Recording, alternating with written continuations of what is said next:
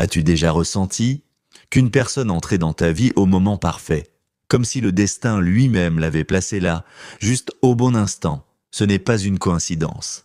Il existe des liens qui défient la logique, des rencontres qui semblent écrites sans un plan invisible. Carl Jung disait que nos relations les plus marquantes ne surgissent pas du néant.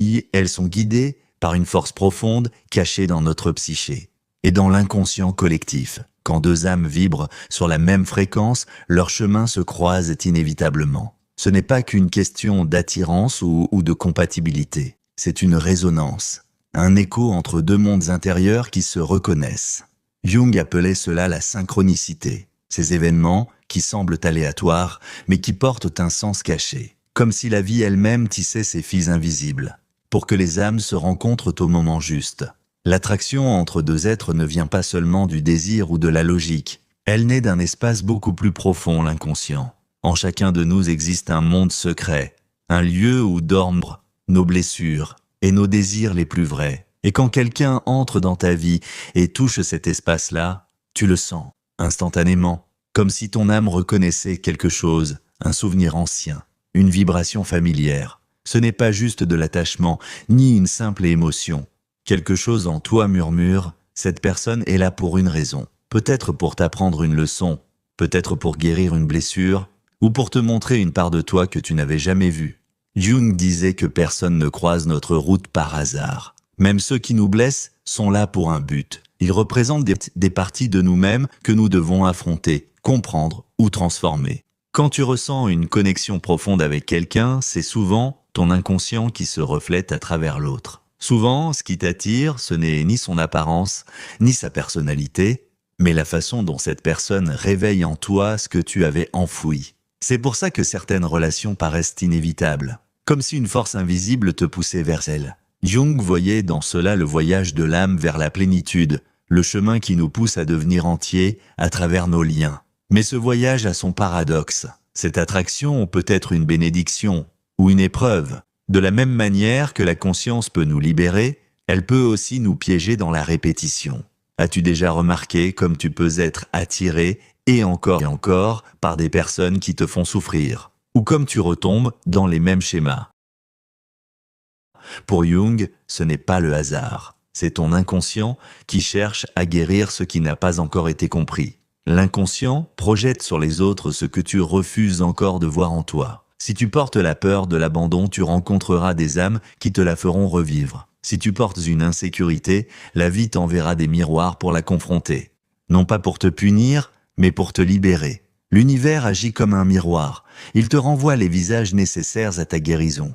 Mais tant que tu ne vois pas ce reflet, tu restes enfermé dans les mêmes cercles, les mêmes douleurs, sous des formes différentes. C'est pourquoi les relations les plus profondes ne nous offrent pas seulement de la joie. Elles éclairent aussi nos ombres. Le véritable amour, disait Jung, n'est pas un refuge, c'est un chemin vers la connaissance de soi. Les âmes qui nous marquent le plus sont celles qui nous obligent à nous voir en vérité. Et même si cela fait mal, ce sont elles qui déclenchent notre transformation la plus profonde. Toutes les connexions ne sont pas faites pour durer. Certaines viennent juste pour un chapitre, le temps d'un apprentissage. La vraie question n'est pas pourquoi elles se terminent, mais quelles traces elles laissent en nous. Quand tu regardes tes relations sous cet angle, la douleur devient gratitude. Tu cesses de t'accrocher à ce qui s'en va. Et tu comprends que chaque lien avait un sens, un rôle, un temps. Les âmes se rencontrent quand elles ont quelque chose à s'apprendre mutuellement. Parfois, la leçon s'appelle amour. Parfois, détachement. Et parfois encore, elle te rappelle simplement qui tu es vraiment. Chaque rencontre laisse une empreinte, une vibration subtile dans ton inconscient, qui t'aide à évoluer, à grandir, à te rapprocher de ton essence. Quand deux âmes vibrent à la même fréquence, rien ne peut les séparer. Mais quand leurs énergies changent, aucun effort ne peut les maintenir ensemble. La vraie harmonie, disait Jung, ne se force pas. Elle se vit. Si une relation est juste, elle résiste au temps. Mais si elle devient tendue ou vide, c'est le signe que les chemins intérieurs divergent. Notre plus grande erreur, c'est de retenir ce qui ne résonne plus, par peur, par habitude ou par manque de foi. Mais en gardant ce qui a déjà accompli sa mission, on ferme la porte à ce qui veut venir. Jung disait que cette résistance vient de la part de nous qui craint l'inconnu, celle qui préfère le familier, même quand il nous fait souffrir. Pourtant, la vie nous pousse toujours vers ce qui nous est nécessaire. Et quand tu lui fais confiance, tu découvres que chaque fin est en réalité un commencement. Quand tu laisses partir ce qui doit partir, tu crées de l'espace pour de nouvelles âmes, celles qui résonnent avec la personne que tu es devenue. Le véritable amour n'est pas possession ni dépendance. C'est liberté, c'est croissance. Il ne s'agit pas de trouver quelqu'un pour combler un vide, mais de partager sa complétude avec un autre être.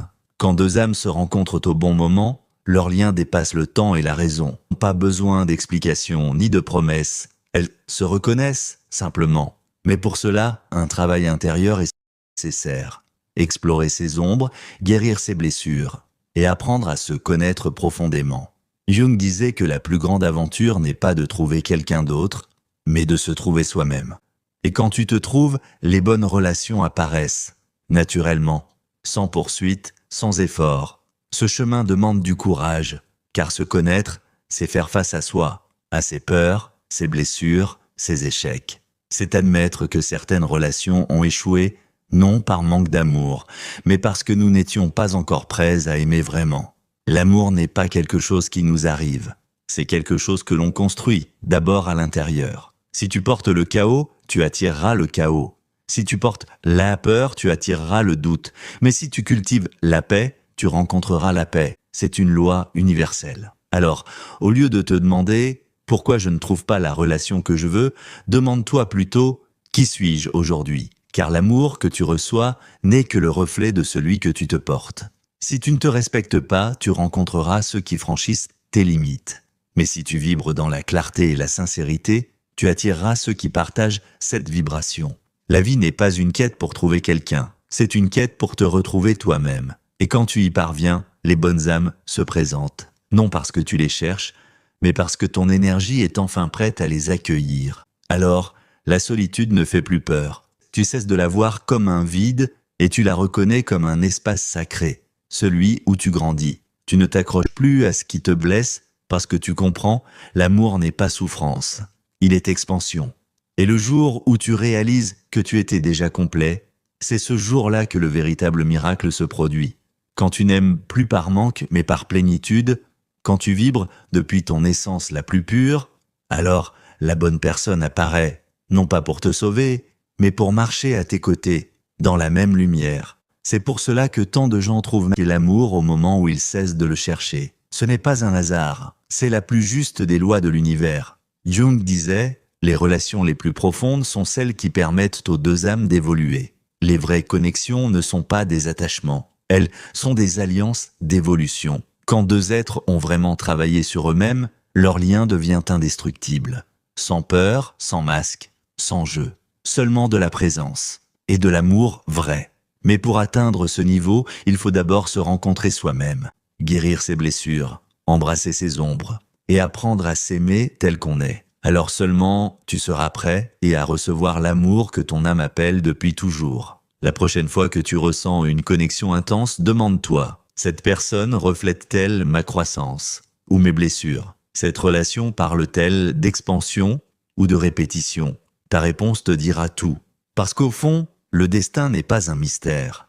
Il n'est que le reflet de ton monde intérieur. Change ton intérieur, et tout ce qui t'entoure changera aussi. Quand deux âmes vibrent à la même fréquence, il se dégage un sentiment de chez soi. Non pas seulement une attraction, mais la sensation profonde que l'autre réveille une vérité endormie en toi depuis toujours. Et c'est là, dans ce silence partagé, que se cache la sagesse de Jung. L'amour n'est pas quelque chose que l'on trouve, c'est quelque chose que l'on devient. Si ce message a résonné en toi, prends un instant pour t'abonner à cette chaîne. Ici, on parle d'âme, d'amour, de guérison, de tout ce qui t'aide à te reconnecter à toi-même. Chaque mot, chaque vidéo est une invitation à te retrouver un peu plus. Alors si tu veux avancer sur ce chemin, abonne-toi, laisse un commentaire pour soutenir ce travail et partage cette vidéo à quelqu'un que ton cœur appelle. Parce que parfois, un simple mot peut réveiller une âme endormie.